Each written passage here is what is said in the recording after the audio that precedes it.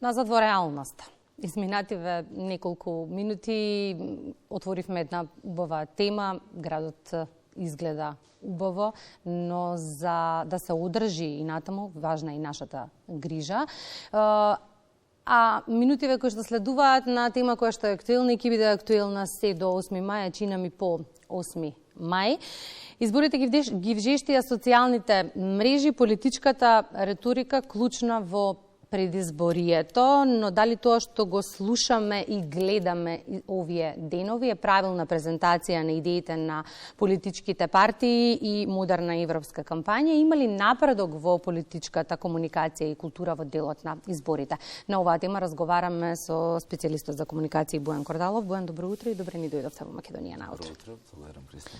Социјалните мрежи изминативе години сме зборувале многу често дека се извори на дезинформации, се почесто и на говор на омраза. За жал, Комисијата за спречување и заштита од дискриминација деновиве, ни беа и гости меѓу другото, најавија дека ќе вршат мониторинг со цел да се спречи вознемирување и говор на омраза во предизборниот процес и во текот на кампањата и дека сите граѓани може да пријават онлайн.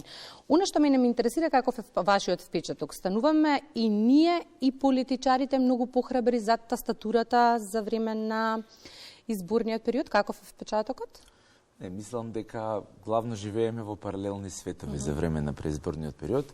Штабовите и кандидатките во своите реалности и дел од граѓаните или неголем дел од граѓаните кои што се обидуваат да го избегнат тоа. Знаете како нека опасност која што ви оди па се плива за тоа да не се дојде. Сепак социјалните медиуми се местото од кое што многу мина од нас сакаат да избегаат, како што велите, од реалноста, односно од ова што сега се случува и повеќе да го гледаат зеленилото, срешите, универзалната сала, природата и така натаму, музиката, спортот, да не редам, а многу помалку да ги следат политичарите. Тоа е нешто кое што политичарите почнуваат да го согледуваат, но да не го разбираат целосно, бидејќи знаете кога целокупната реалност и коментари ви се кај да се свртите обкружени со или веселите или тмурните лица, зависи кој каква кампања води за време на изборите и каква порака сака да испрати, сакате сепак да видите нешто поразлично на социјалните медиуми. И тука има простор за промени и подобрување.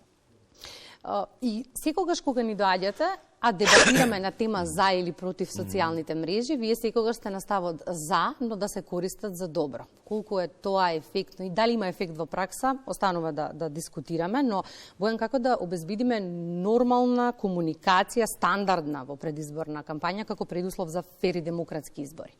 Па за да имаме стандардна или културна, како сакате, политичка комуникација и кампања во рамки на предизборната кампања 20 или 40 дена, ние треба да имаме претходни 4 години на стандардна и добра комуникација помеѓу политичките актери.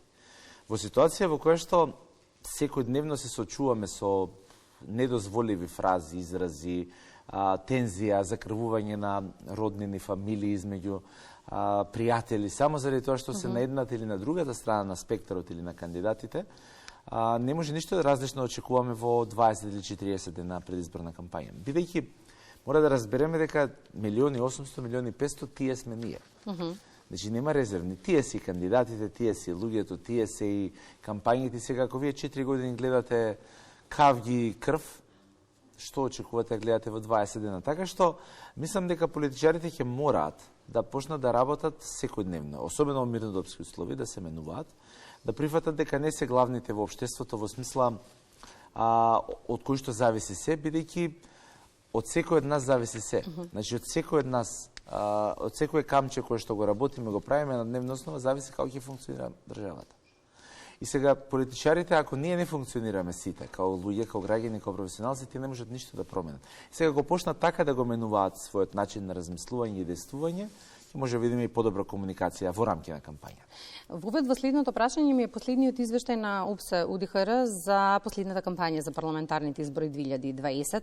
Била обележана со негативна реторика за сметка на посуштинска дебата. Од мисијата нотираа дека рекламите на најголемите партии содржале лични напади кон политичките опоненти. Сега во период кога голем број на кандидатите за председател, а ни следуваат и парламентарните, се канат на на дебати и соочувања, каков е впечатокот во однос на риториката на традиционалните медиуми? Ги користат ли кандидатите во моментов оние 5 минути за да ги правилно презентираат своите идеи?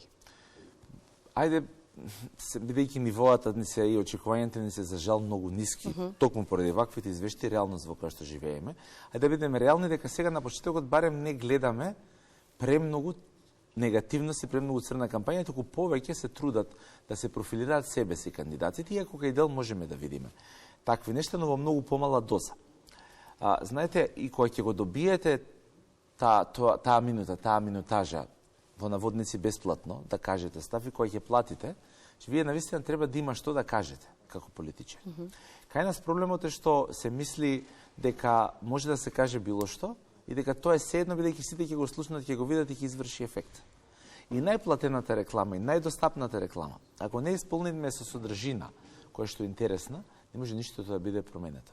И затоа кандидатите тука мора да се насочат и да разберат дека многу повеќе треба да ги користат, односно да ги употребуваат зборовите граѓаните и ние заедно. И тука морам да ве припрашам. Имате впечаток дека ги интересираат граѓаните или само своите идеи или преземањето или останувањето на власт? Апсолутно, само преземањето и останувањето на власт, и особено ако ги изфилтрирате сите тези, сите реченици што дадат во спотовите, граѓаните кога слушаат единствено кое што на крајот одекнува е јас.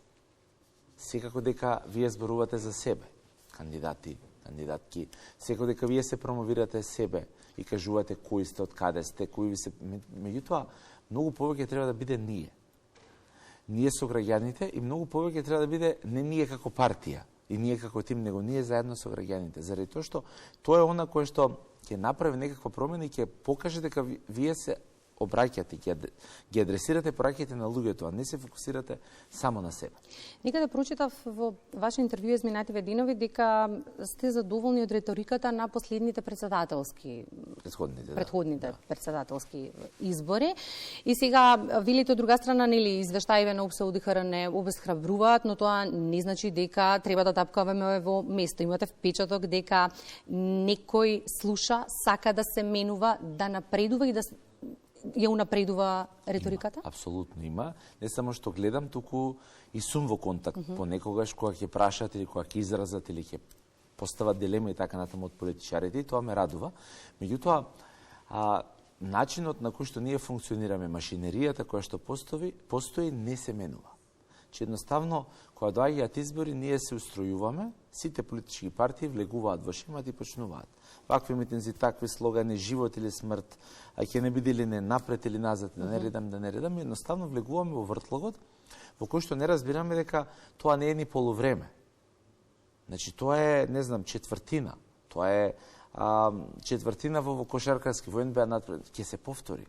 Да, факт е дека партиите и поддржувачите најтесниот круг се чувствуваат дека можат многу да изгубат, бидејќи историски се покажува дека после секоја смена на власт, за жал, гледаме други сцени, или пак дека имаат финансиски според нив, меѓутоа ако како држава добиеме, сите ќе имаме.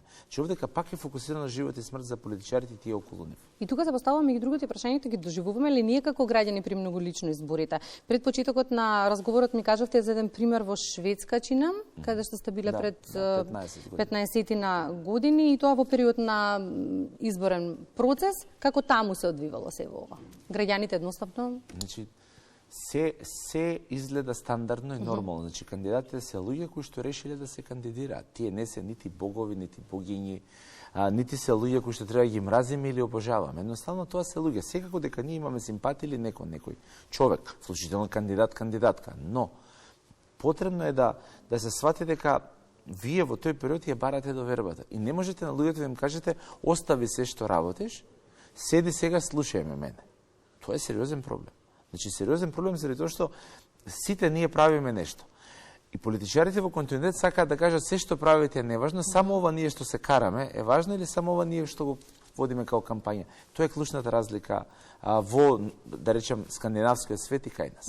И последното прашање ми е врзано повторно со социјалните мрежи, а со темата која што беше топ тема во текот на вчерашниот ден, тоа што изгори универзална сала. Голем дел од граѓаните на социјалните мрежи го искористија моментот за да споделат многу емотивни статуси, бидејќи реално универзална е дел од нашето живење и дел од политичарите исто така го искористија моментот за да почнат со обвинување. Кој ја создал, кој ја урнисал, кој профитирал, кој не, ниту многу мал дел од нив за значењето и суштината на универзална. Апсолутно. Па, ајде реторички.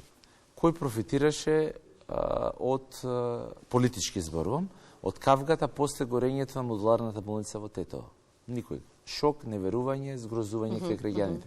Кој профитираше од кавгата во автобуските несреќи? Кој профитираше во пожарите во пошта или слично и така натаму? Значи, знаете како, ако не го смениме системот да не се повторуваат вакви работи кои што прекумерно ги има и болат кај луѓето заради тоа што уништуваат спомени, уништуваат убави моменти, градат недоверба, ако политичарите не се борат да го променат системот и да најдат системската одговорност и решение, тогаш се е залудно. Така што никој не добива од тоа, никој не добива од кавгата, пак ќе го поставиме сите прашањето како вакво нешто да не се повтори, бидејќи само вчера била голема ваква трагедија, завчера. Смятате в 10 години ве бродската несреќа сакате вратите се во. Значи, буквално ние се сочуваме пречесто споредно со годините независност и своја држава со трагедии кои што дефинитивно можеле да се избегнат ако имаме добар систем и ако се избавиме од бизнес и коруптивните интереси. Па ајде ќе зборуваме гласно, па веројатно ќе правиме промени, ќе се обидеме да направиме промени. Тоа можеме ние, а политичарите нека действуваат, бидејќи тоа се бари и очекува од нив. Токму така, Бојан, благодарам многу за гостувањето во Македонија наутро.